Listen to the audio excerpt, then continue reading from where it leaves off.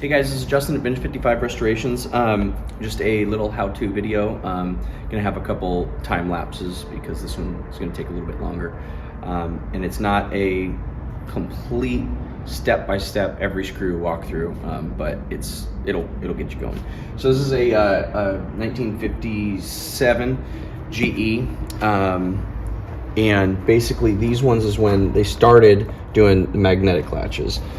These two things right here are magnets. This is just an air cushion gasket, but it's different than the earlier GEs.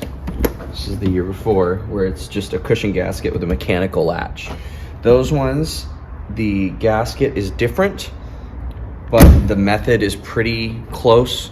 If you watch this video and start taking them apart, you could probably figure it out from there. There's two rails and they're internal versus this one, the rails are external. I'll explain that in a minute, but different gasket. So these, I call them pillow cushions, pillow gaskets. They're just kind of flat, they're rectangular, and they're poofy. They actually have insulation inside them, as you can see, whereas this is ripped up.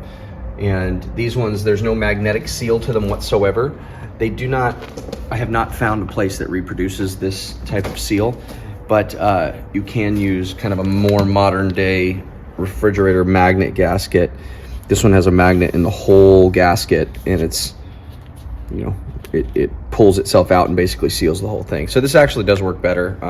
The downside is, though, you can only get it in gray. The cool colored gaskets, you just can't get them. So if you have a gasket that's still squishy and doesn't look like this, try to save it. Even if you got this where it's like kind of flapped up, you can put some glue in there. Just make sure it's, you know, flexible kind of glue, and get that plastic sealed back down, and you can actually still make a pretty good seal with that and save your original gasket. But once you get pieces gone like this, there's nothing to do but replace it. So basically I've already got 3/4 of this off. There's this gasket, there's a seam here that's sealed, so it's very hard to get this off.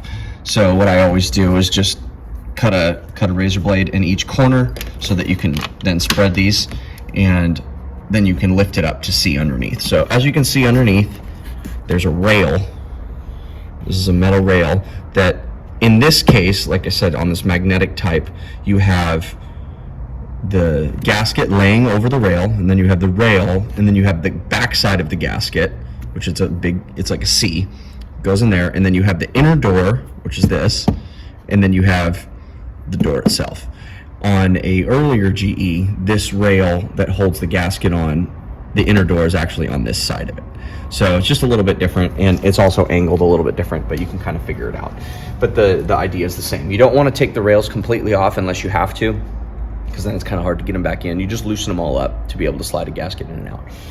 And I would recommend, if you are not familiar with vintage refrigerators, if you don't do this a lot like I do, to take the door off. You can take the screws from the hinges off, take it off, lay it on a table so it's flat, because once this inner door gets loose, the whole thing is very flexible and you can tweak it. That doesn't mean you will, but when you press on this, you know, to get a screw, you're pressing on the door and it is bending. And if the only thing bracing this is the actual inner door, and so you're essentially loosening this whole wall, and then it's kind of doing this. And what you do is you loosen it up, and then you tighten it twisted, then your whole door is going to be twisted as you close it, and it won't seal correctly.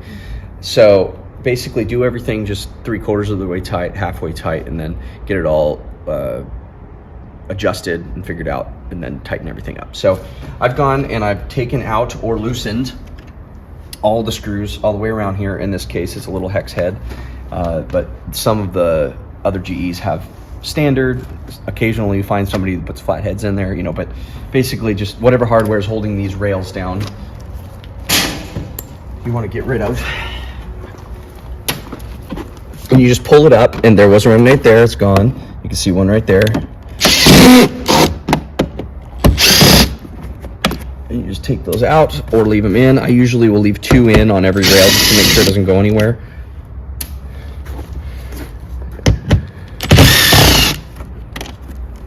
And you can, once you get these off, if you want to take the inner door off and do any work, adjust any of the handle locks or the handle bolts, adjust the magnets, reinforce the door, repair cracks, do anything like that, you can do that. You take it off completely at this point by taking one of these rails off and then just lifting the whole door out. I'm not going to be doing that. So once you get that up, I'm going to cut through the rest of this gasket so I can get it off.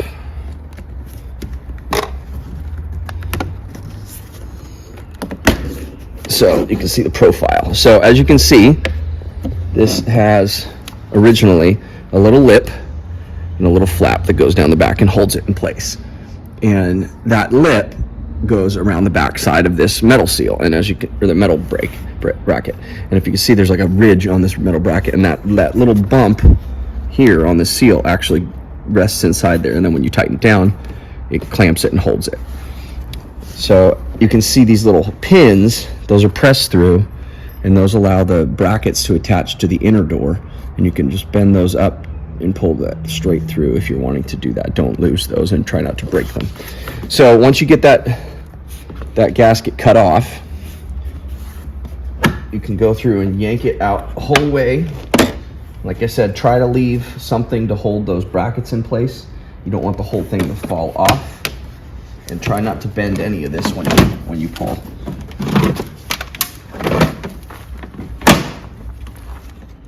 Make sure any screws that you don't take off all the way, don't lose them. If you want to keep them original, you can replace them, obviously. If you do, I recommend putting stainless ones in so they don't rust. So you can peel all that back. And this is what it looks like without the gasket. You still have these brackets on here and all of that. I do sell gaskets. You need to give me exact specifications. They're not, made for each fridge. You have to make them for each fridge. So if you give me specifications, I can make you one. But if you say, I have a GE, do you have a gasket for it? I'm gonna make you measure. So I usually start with the top, and you just put that lip all the way underneath there as best you can, just to start.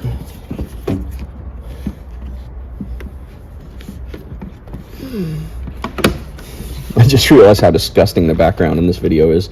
I'm in the storage barn right now. This is something that's not going to be gotten to for quite a few months, this fridge, but I wanted to do a video, so I'm using it. But bird poop all over on top of this fridge next to me.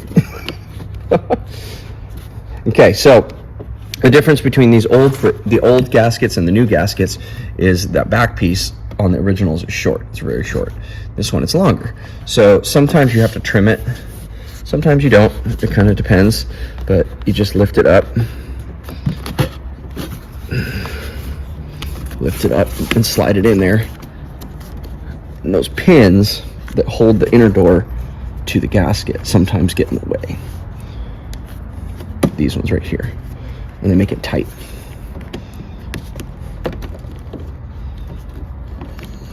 If that's the case, then you need to go back and trim it. So I'm going to show you how to do that now. Okay, so as you can see how much I'm cutting off here, and this is basically just to make it so it doesn't go back as far in that channel. And I usually will leave the corners longer just so they hold better, because there's no pins there that are getting in the way. So you put your top piece on, which gravity helps you, makes it easier.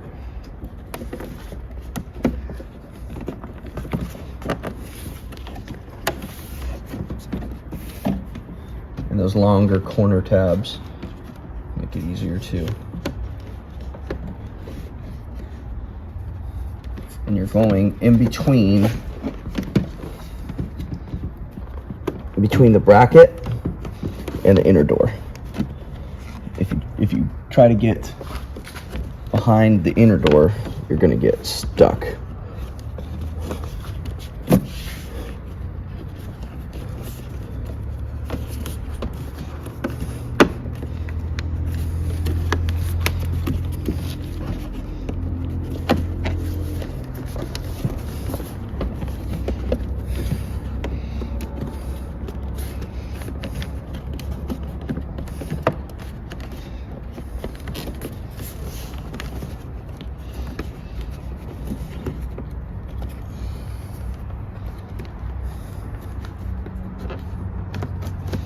You can get a flathead screwdriver if it helps to push that down in that crack.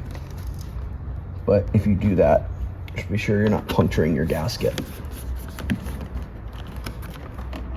Just go back and check it.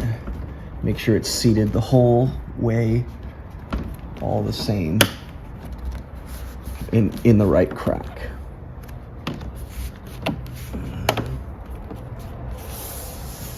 So that top part is in there, and obviously I got to go down and do the whole side as well. But for this part, I'll show you. Basically, once that's in there, you drop your screws. You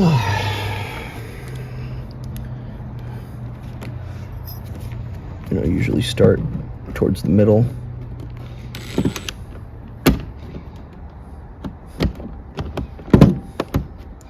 And like I said, you can replace these if you'd like, or something different. And I just put these all part way in. Oh, goodness.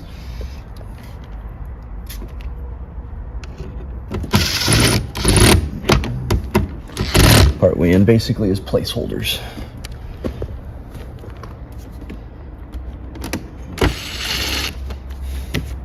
Okay, now I'm going to work my way around it, but the last thing you want to check once you get one side on, before you start going, make sure your gasket's not twisted.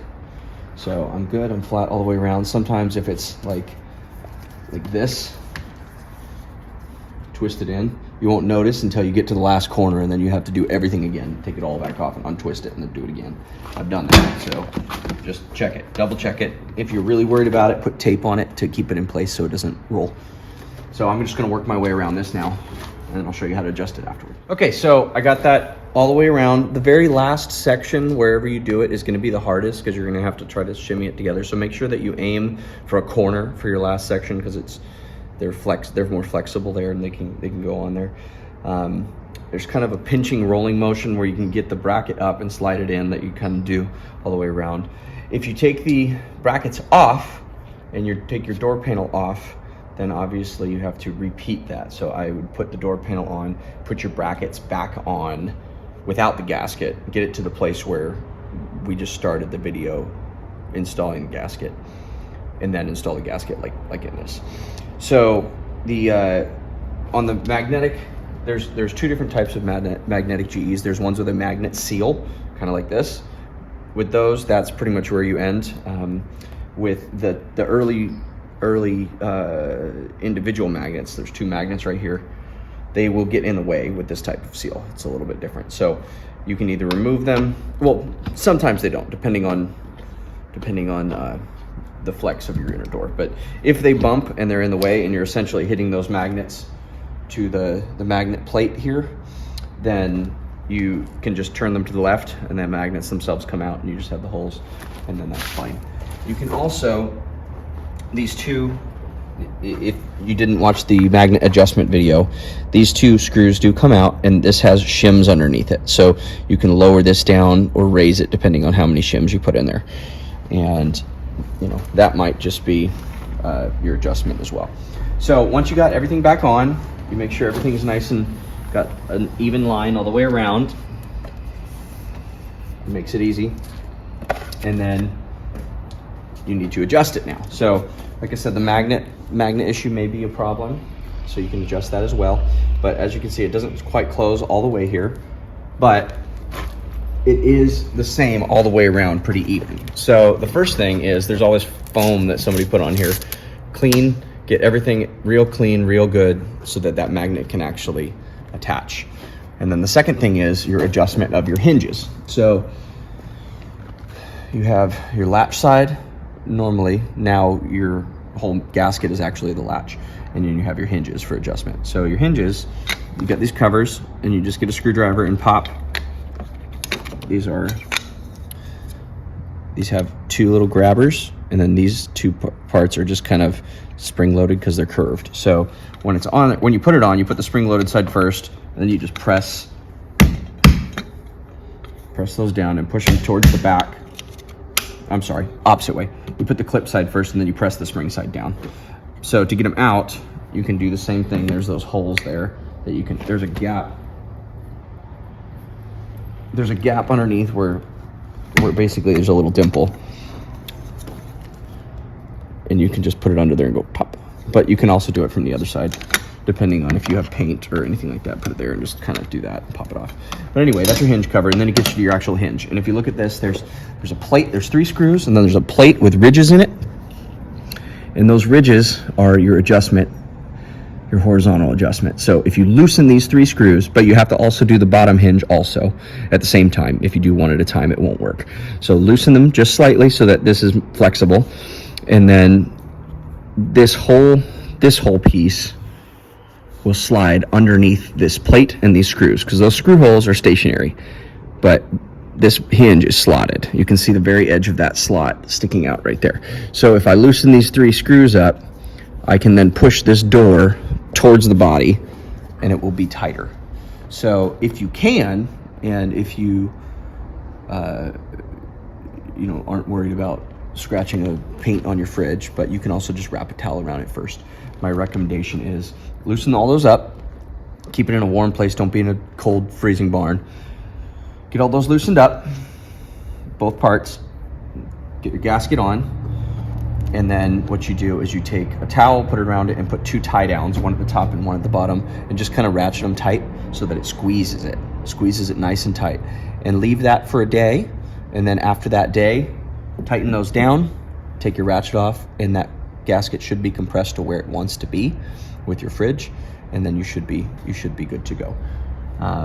And then you can obviously do micro. You can do more adjustments later. I said microaggression almost, and go from there. And you can check out the gasket adjustment video otherwise on that. There you go. It's kind of a hard one, and I will not be answering detailed questions in the comments, so sorry guys. Call me or bring it into me if you want repairs done, but hopefully that'll get some DIY people at home.